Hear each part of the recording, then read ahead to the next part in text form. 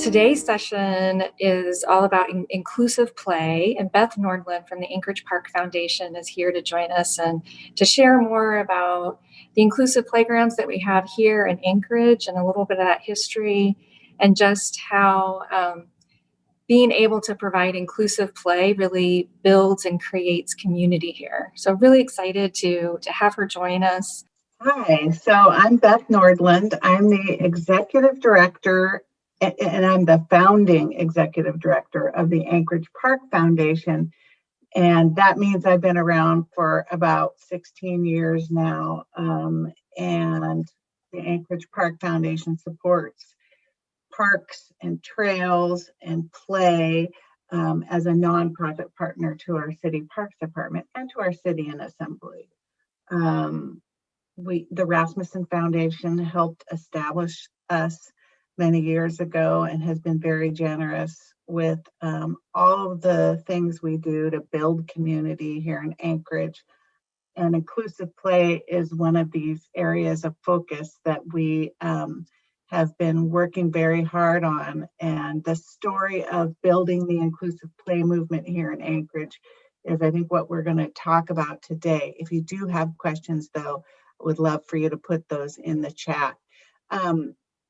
The other thing I'd like to do right now is ask you to introduce yourself in the chat. And when you do that, could you say whether you're a parent or a provider, and then maybe also what your favorite Anchorage inclusive playground is, or maybe your favorite inclusive playground in the world, so we can learn more about our own system today. So I think while you're introducing yourselves in the chat, which I don't see anyone writing their name in yet, I will start sharing my screen so I can show you the Anchorage Park Foundation website that has a place that has all of, so here's our Anchorage Park Foundation inclusive play site. There you can see our working definition of inclusive playground, a little map. And then if you can see some of these playgrounds, if you click on them, it'll tell you more about what makes those playgrounds inclusive. So we have a lot of information to show you.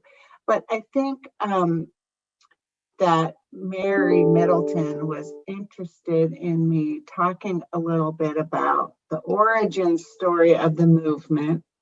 So I'm going to play a video for you. Is that working? Right here. So my daughter Anna was born with a diagnosis called spina bifida, and it's when the spinal column doesn't form all the way around the spinal cord. I'm really glad that there are accessible playgrounds because my sister is the type of toddler that likes to run around and get out of sight, and so I like the fact that I can just go onto the playground and chase after her.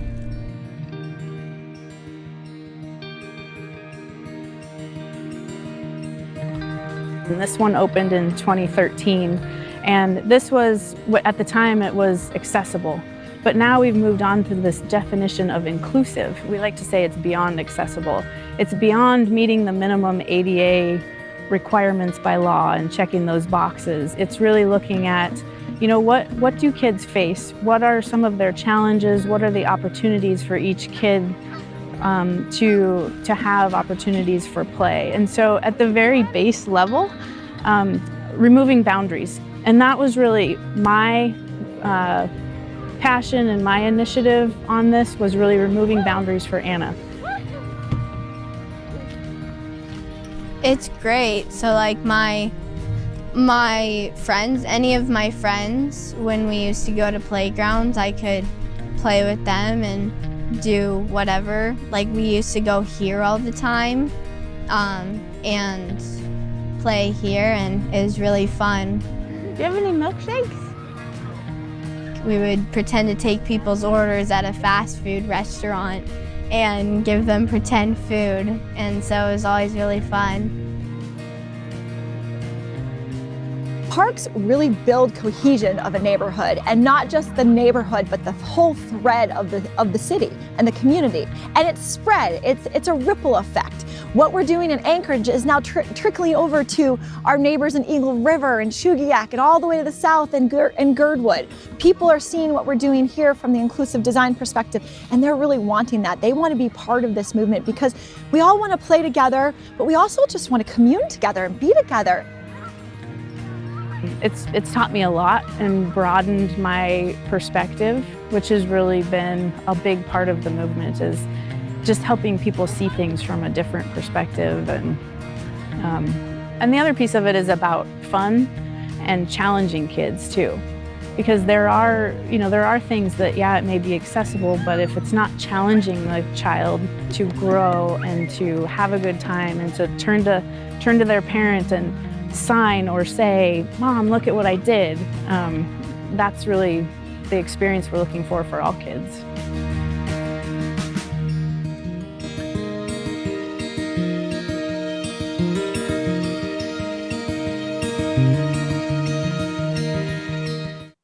The origin story for the inclusive play movement in Anchorage definitely starts with Leah Boltz and a couple of other moms approaching the Parks Department and the Anchorage Park Foundation to say, hello, where are the accessible playgrounds for our children? We are experiencing that our kids are on the sidelines of play, and we want them to get into a playground and get involved with play. And we determined at that point that not only were there no accessible playgrounds in Anchorage, there didn't appear to be any in Alaska.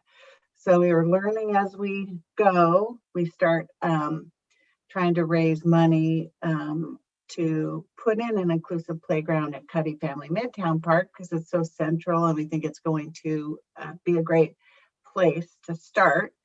It took us a few years, and then we built our first inclusive playground in 2013 at Cuddy Family Midtown Park, which happened to be a year we were putting in a playground at Campbell Park. And that one became inclusive as well because we had a different poured and played surface. We were experimenting with playground surfaces.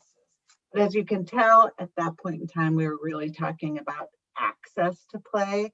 And at some point when we learned more about this movement, we moved from accessible playgrounds to the word inclusive play, like Leah was telling you in the video. Then we started working with the different leaders in the disability services community that were all new to us and not our traditional working partners. We started getting together and annually doing a teddy bear picnic. And that was after we had opened up a couple of inclusive playgrounds and experienced that it was working well to work together. And then later on, we started to do play dates instead of the big teddy bear picnic event because that one got so big. But then a couple years later, a young man that was going to UAA came to us and asked if we had any ideas for a capstone study that he could do. And he spent a year calling all around the nation to the different parks departments, trying to figure out more about inclusive play. And we walked away from that capstone study with some lessons that we learned, and it changed the way I started to talk about play. And so I'll share with you what we learned from the capstone study, which is we here in Anchorage have an ongoing public-private partnership relationship with the groups here that care about inclusive play. So that's a little unusual. A lot of other communities have one-off playground movements that they're building, some huge thing, but they don't have a movement that they've created. We have more inclusive playgrounds per capita. And then, of course, by the end of this summer, we think we'll have 18. So it's getting bigger. Probably time for an update on the capstone. We also learned that there's no definition, national definition of inclusive play. So we started working with what we believe we're talking about with inclusive play, which we can talk about more. And then there seems to be a lack of policy frameworks, decision-making tools for communities to determine which neighborhood to go to next with an inclusive playground, or policies to base decisions on. And we learned a little bit more about attitudinal discrimination instead of mobility or disability discrimination. So we learned a little bit about that. And then lastly, we learned that when people are trained to be inclusive, whether or not the playground is that inclusive, play becomes more inclusive. And so right around that time, that's when I started to really go from the listening mode, just listening to how people were experiencing play in Anchorage, to thinking, okay, if we're a leader in inclusive play, then I need to be able to talk a little bit differently about it, maybe from a personal perspective. And so I really started internalizing some of the things. We started doing brochures and what many of you know here today is that play is really considered essential for childhood development. It's part of how you create your self-identity. You do your role playing, you think about what you want to be when you grow up, but you also do your creative play, and you have a chance to pretend you're going to be a doctor, or a polar bear scientist, a warrior, whatever it is. You're going to the moon, you're experiencing, thinking about yourself and who you're going to be on the playground, or just when you play. So it's integral to physical, cognitive, social, emotional, and language development. So many of you participating today know that intuitively, but it's part of the brain science that we know about play. It's essential. And so to leave anyone out of play doesn't make any sense. Inclusive play means just what we say. We're including people in play. And what we've seen here in Anchorage is that when you build an inclusive playgrounds, it actually brings families to the center of play. It brings people from the sidelines into the middle, and there's more involvement, and you can watch the interaction of all kinds of children when the barriers to play are taken down. So around that time, we started to see that Leah Boltz was invited to participate in Welcoming Anchorage. And that meant that disability services were part of Let's Welcome People to Anchorage. And inclusive play is a part of welcoming people in Anchorage. And we started doing a few inclusive play summits. We got funders involved. We flew people in from, all over the nation. So we've kind of evolved in the way we talk about inclusive play in that way, and who we're talking about inclusive play with. And then the city developed a tool we call the State of Play. It's on our website, and almost everything I talk about today is on the Anchorage Park Foundation website under Inclusive Play. But the State of Play is one of those documents I was talking about before, which is a decision-making document for people to determine the neighborhoods that need more inclusive play, and the transit, and looking at the population that we're serving, and really addressing community needs.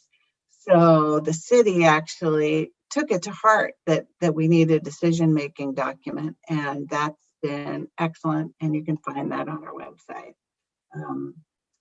And like I say, I don't think there's a lot of that happening all around the nation. So the State of Play is something to look at. Got a lot of statistics in it. Then we started to see that inclusive playgrounds were being specifically referred to on our park bonds. And we started to combine federal money, state money, bond money, and private money to make the playground movement go further. We have more work to do in that. We can talk about that later as well. But we really started to see that inclusive play is one of the pillars of what the Anchorage Park Foundation is trying to do.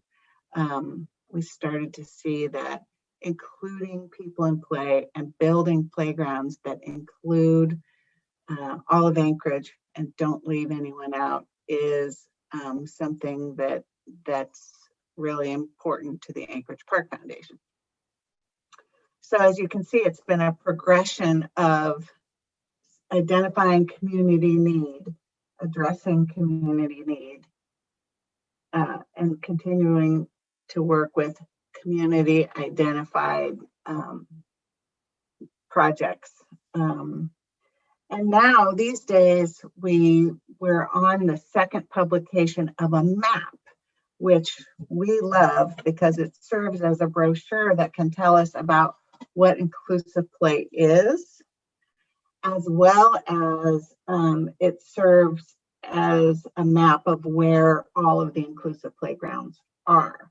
And in that, and in the program description of the lunch today, it talks about the features in a playground that can be inclusive. That's swinging, spinning, sliding, rocking, nooks, climbing, music.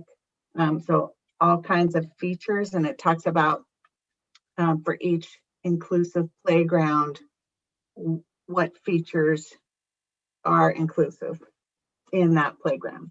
And again, as the more we've gotten all of these things written down, the more people can navigate the system and decide what playground is the best for their family and their friends to visit.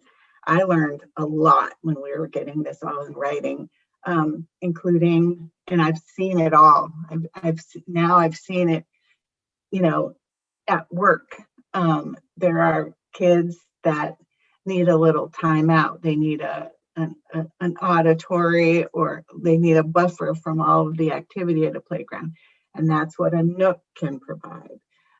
There's a lot of therapy that is involved with music.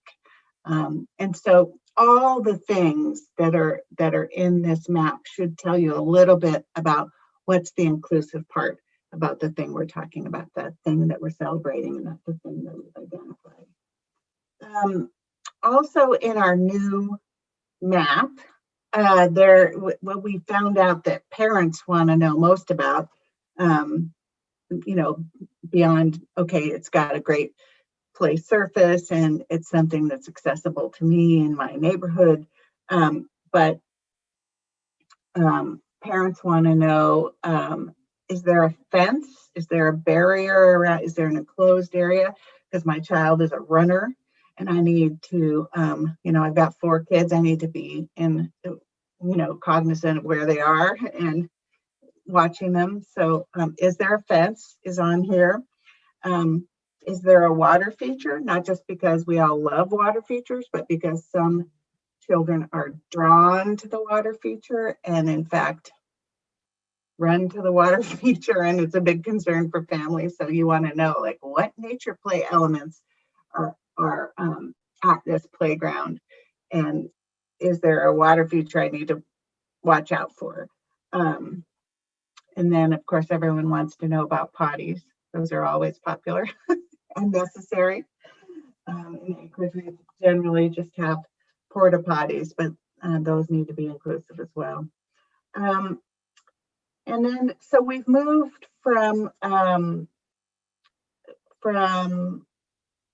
opening playgrounds as often as we can now in this, and to holding play dates with all the people in the inclusive play group. So hopefully you've heard ad nauseum from Stone Soup about participating in inclusive play dates.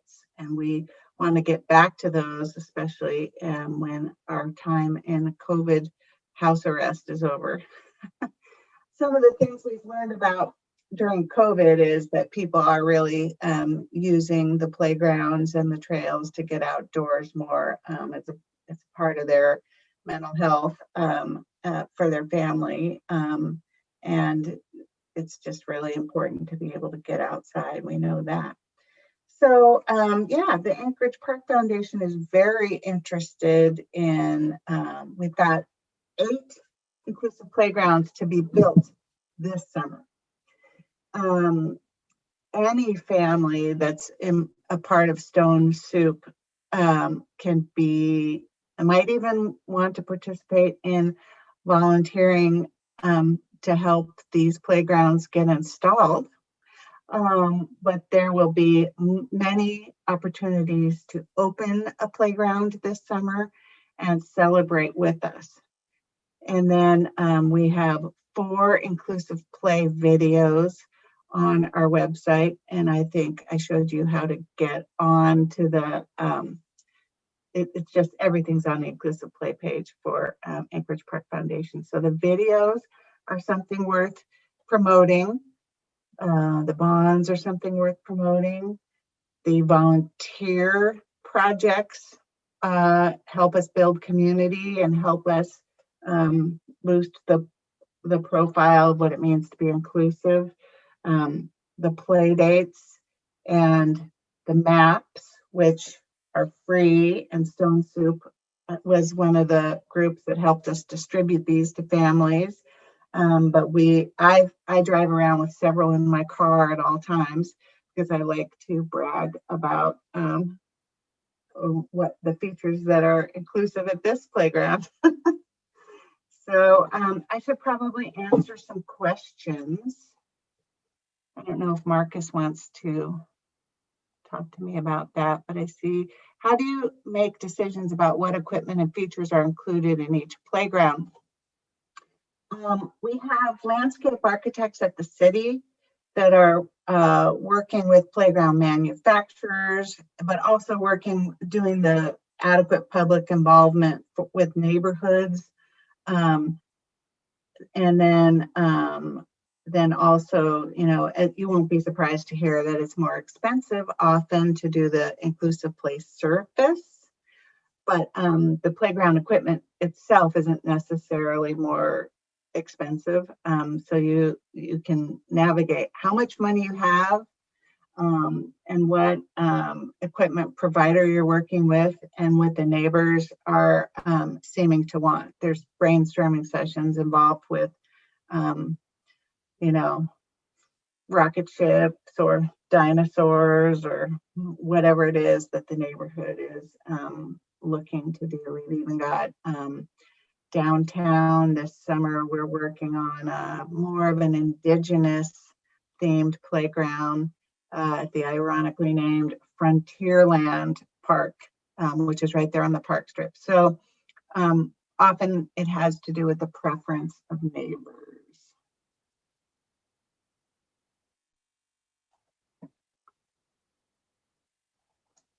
Marcus, did you have anything in here that you wanted me to answer? haven't seen any other questions.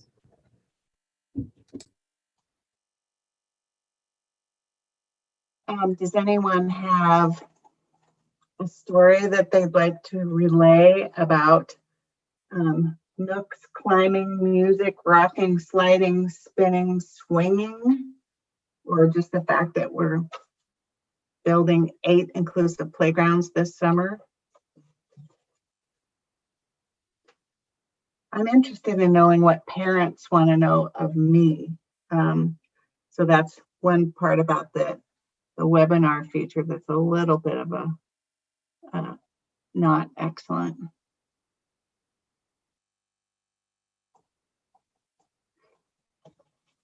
Does everyone have their nice, well-worn copy of their own map at their house? Or do you drive around with yours in your car? Let's see, which 8 parks?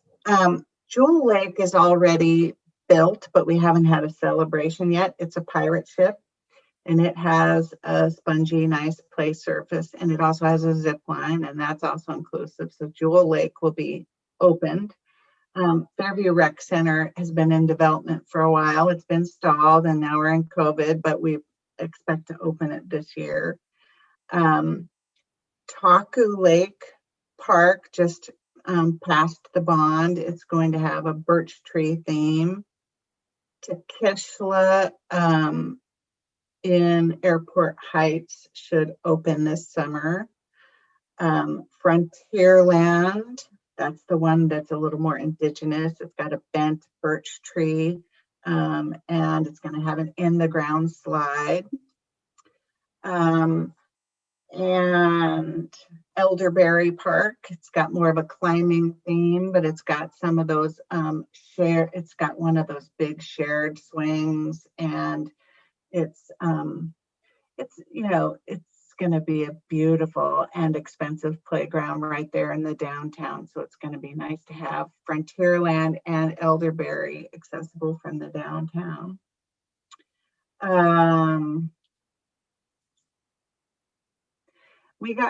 There's several inclusive playgrounds that are also they're already built, but there's new projects going in. One is Chanshnu on the east side of town, and we have a video there. It's got an ice skating ribbon now, but there's a whole other side of the park that's getting developed, and some paved and soft surface trails that will connect the food forest and the farmers market to the playground.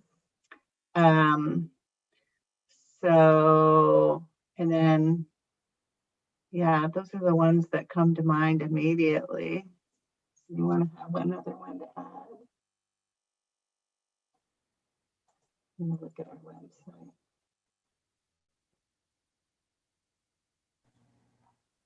Hey, Beth, can I jump in for just a second?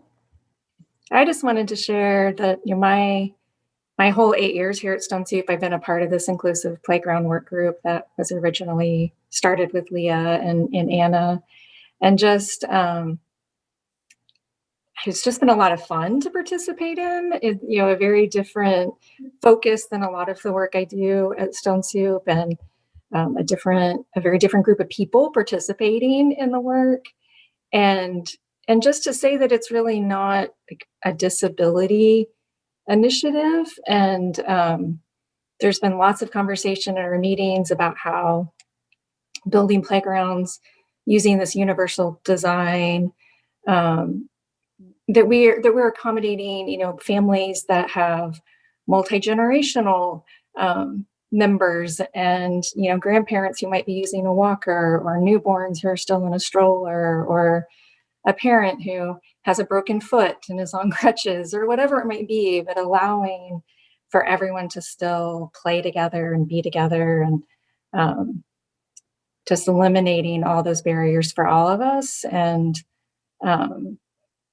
sometimes disability is very temporary. Sometimes it comes much later in life.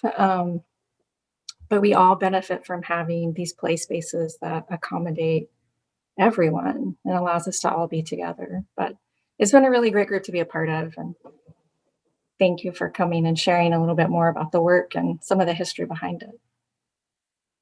Thank you. Yeah, it's been very worthwhile. It's Absolutely. helped the the people, the individual stories behind why someone wants to go to an inclusive playground just makes getting out there worth it. I would encourage anyone listening today to think about visiting as many as you can,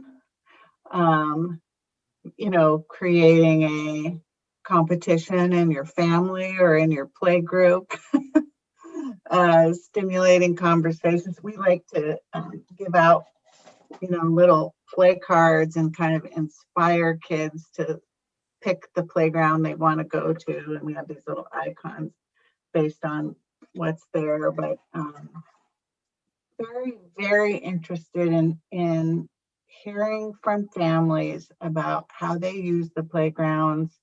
I would encourage everyone to watch the video series. Maybe some of you are in the videos, but we've enjoyed it, and we're not done. There are 86 playgrounds in Anchorage, and more going up every summer.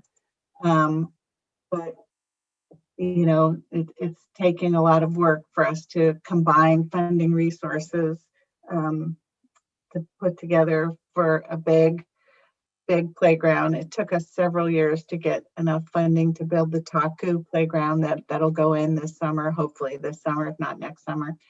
So, and that one will also have an in the ground skateboard bowl. So it'll be fun. Okay, let's see. We love the park so much. Oh, and the sensory needs met. It's great to see. I've learned a lot about sensory needs. I'm sure you, Chelsea, are an expert on it, or at least on your own children's sensory needs. Some of our the South Anchorage Sports Park has an in the ground slide that has roller slides, and that's kind of a cool sensation that kids really enjoy. We have a little one of those at Balto. Yes, that one's at Balto, but we also have one at Kiwanis Fish Creek Park. The other fun thing maybe to know is, obviously you can drive to these parks, but we have found that our trail system is in the shape of a moose. And so if you look at the Anchorage Park Found website for long, you'll find a map of the moose, and there are playgrounds all along the moose. So if you might find yourself on a moose loop, 33-mile moose loop adventure, you might not be biking it this summer, but you can go from Jewel Lake Park to Kincaid Park to Balto Sepulveda Park, and on it goes. So there's encouraging and exciting things to do along the way, things to see and fun to have. Beth, there was also a question asking if COVID has impacted any of the design concepts. Well, last summer, the reason why we have 8 playgrounds going in this summer is because there were about 5 going in last summer that kind of got on hold for different construction delay reasons. I was really disappointed with the delay of the Fairview Rec Center project. That the Fairview Rec Center we're putting in, it's the first indoor inclusive playground in Anchorage, and so that one is in the small gym area of the 2 sides of the Fairview Rec Center, and there's The bathrooms need, once you get a beautiful playground in there, you realize, well, no one in a wheelchair can get in this bathroom. No one can get in to the door, so we've got ramp issues and door and even staffing issues, probably, as it comes to, we want to have one whole side of the playground of the facility open as often as we can. So, yeah, there's been some delays. And then I guess I would say yes, that often when you have a delay, it ends up meaning that your money doesn't go as far. So yeah, there have been a few bumps along the way, but we continue to talk about using funding from the Rasmussen Foundation or funding that's been identified on a bond as inclusive play funding to say, listen, let's not go backwards. We want to use our money to include more people in play. And I don't want to have much to do with a brand new playground that isn't inclusive, right? Because that just doesn't make any sense to me anymore. I've already completely consumed the Kool-Aid that inclusive is the way we're going. It's the way of the future. Let's not go back. So yeah, sometimes money can be a barrier, but we want to keep combining our resources and pulling in more partners to participate in the movement and the conversation.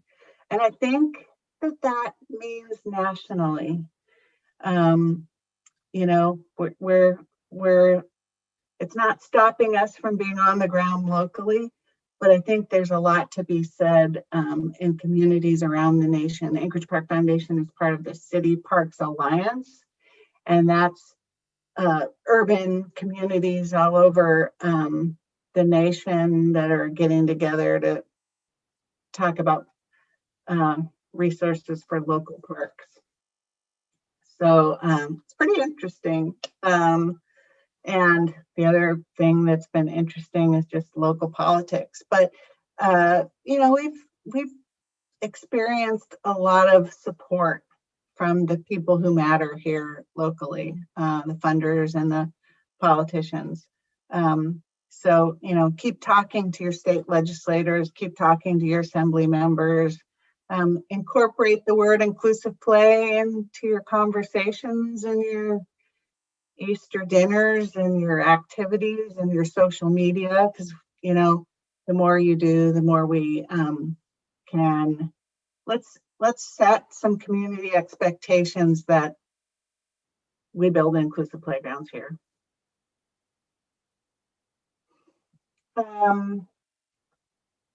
If families have feedback about playgrounds, should they contact you directly? Sure. Yeah. I mean, I'm in weekly conversation with the city about parks and trails. So if you contact me, I might be able to get you in the right room or the Zoom chat room with a park planner that's working on a specific playground. So it's a small group of people doing all this work. So you might as well contact me. I'm Beth at anchorageparkfoundation.org.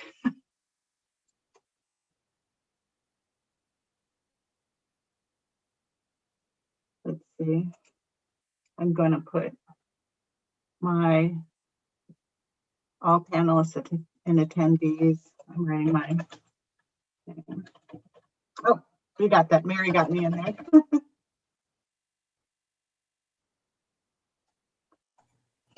So if families have any ideas about things they might like to see in future parks, you want to hear that too? I do. And I even want to hear about, so for a while there, I don't know if anyone remembers that back in the day when we were giving our playgrounds grades or our parks grades so that we could say, listen, this park got an F, it's not inclusive. It doesn't have it doesn't have a play field. It doesn't have all the things that it needs to be an active and vibrant part of our community. And so neighborhood need is something. Well, I'll bring it up like this. Every 2 years we announce a challenge grant, and so people decide, we need a new swing set at our park, or we need a dock for the rowing club, or whatever they need. They try to get a grant to do that. But often a challenge grant can go from an idea with some good volunteers to it's a project that needs a real good design and it's going to get on the bond. And then maybe the Parks Department decides that park needs a master plan. And then when it has a master plan, wow, we need a funding source to build all the things that we just identified in this master plan. So don't be discouraged to just weigh in, think of the things that you would need or want, get involved with other groups that appear to be engaged, because I've seen a lot of just fanciful ideas come all the way to fruition and get a federal land and water conservation fund grant. I mean, it can really happen. Your little idea can become something bigger, or it can just become a map or a video. So, we're interested in working with you, and we're not interested in doing this work in a vacuum. You can help us amplify the message, and you can give us feedback all along the way. Are other communities considering inclusive playgrounds? I'm in pretty good contact with Juneau about it, because my dad's helping run a Juneau Park Foundation. And then Fairbanks is dreaming of it. I don't know that they have secured funding for I think they have one called Frontierland. Maybe they got the funding and they haven't built it yet. And then there are some in Eagle River that have been built through the years. But Anchorage just focuses on the bowl, because we have 86 playgrounds, so we need to start somewhere. I'm sorry, Beth, are school playgrounds separate from your work at the Park Foundation? All the school playgrounds are separate, and the school playgrounds appear to still be putting in the rubber surfacing. And that's seen as ADA accessible, but it's still not a great surface for your wheelchair. And yeah, the school has a little ways to go, but I've been in some conversations with the really good thing about the spongy unitary surface, if you want to learn a new word today, unitary surface, is that if you try to set that on fire, you might be able to make a little,